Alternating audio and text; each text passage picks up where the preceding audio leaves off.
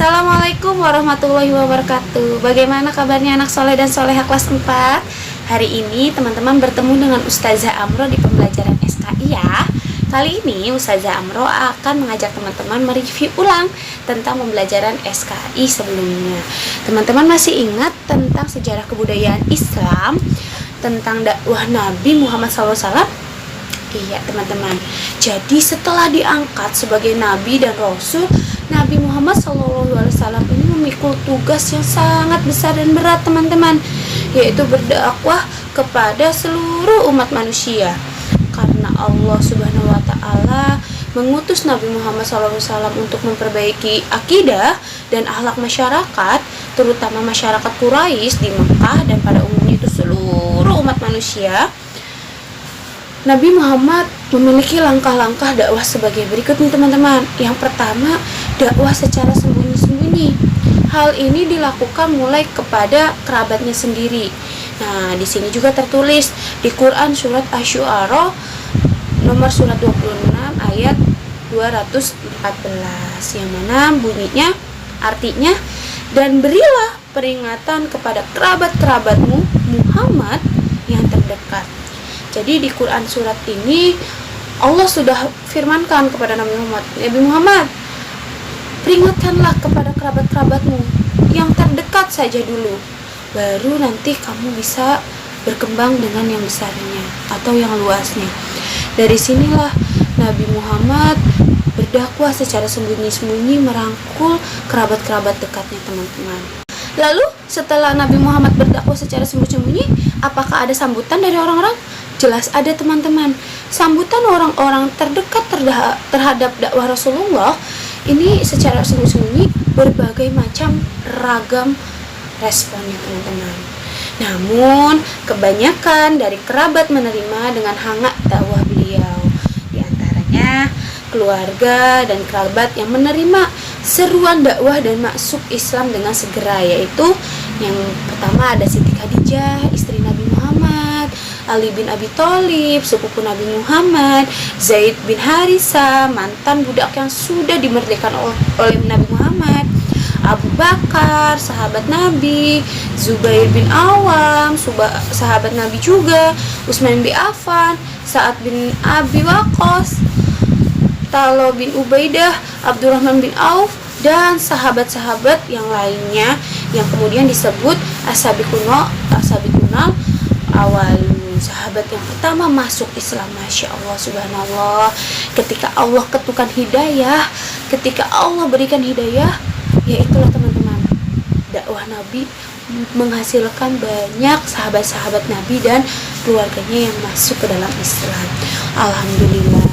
Lalu yang kedua ada dakwah secara terang-terangan nih teman-teman. Setelah 3 tahun berdakwah secara sembunyi-sembunyi, kemudian Rasul diperintahkan oleh Allah Subhanahu wa Ta'ala agar berdakwah secara terang-terangan.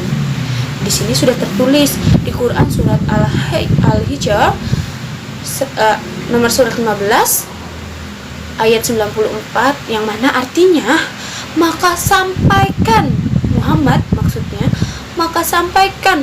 Muhammad secara terang-terangan segala apa yang diperintahkan kepadamu dan berpalinglah dari orang-orang yang musyrik. Di sini Allah berfirman, maka sampaikanlah Muhammad secara terang-terangan, secara terbuka kepada apapun segala apa yang diperintahkan kepadamu dan berpalinglah dengan orang-orang yang musyrik. Nah teman-teman, selanjutnya bagaimana setelah Nabi Muhammad ini dakwah secara terang-terangan? Apakah ada sambutan? Jelas ada teman-teman. Sambutan orang-orang terdekat terhadap dakwah Rasulullah secara terang-terangan ini, pada awalnya Rasulullah SAW tidak mendapat tanggapan yang baik dari kaum Quraisy. Namun Rasulullah merasa yakin dan percaya terdapat motivasi dukungan pamannya Abu Thalib bahwa beliau akan selalu membela Rasulullah dalam dakwahnya. Jadi Rasulullah itu tidak patah semangat teman-teman, karena ada Abu Thalib pamannya yang selalu mendukung dakwahnya. Nah, kebanyakan pengikut beliau adalah kaum wanita, para budak, dan orang-orang miskin yang berkeyakinan kuat terhadap ajaran Islam. Walaupun mereka sering disiksa dan dianiaya oleh orang Quraisy dan tuan-tuannya. Meskipun sejak memulai dakwah secara terang-terangan, Nabi Muhammad ini mendapat tantangan dan cobaan yang berat, teman-teman. Beliau tidak pernah gentar dan putus asa. Itulah hebatnya Nabi Muhammad. Ini yang patut kita contoh. Nabi Muhammad itu tidak pernah gentar meski cobaan, ujian, dan tantangannya semakin berat, teman-teman. Nah, teman-teman, pesan dakwah Nabi Muhammad SAW yang dapat kita petik dan diambil pelajarannya bagi kaum muslim ini adalah yang pertama, itu lakukan dakwah dengan tulus dan sesuai perintah Allah SWT. Teman-teman, mendakwah itu tidak kita harus menjadi seseorang yang hebat, tapi mengingatkan sesuatu kebaikan itu juga sebagai kebaikan, ya teman-teman.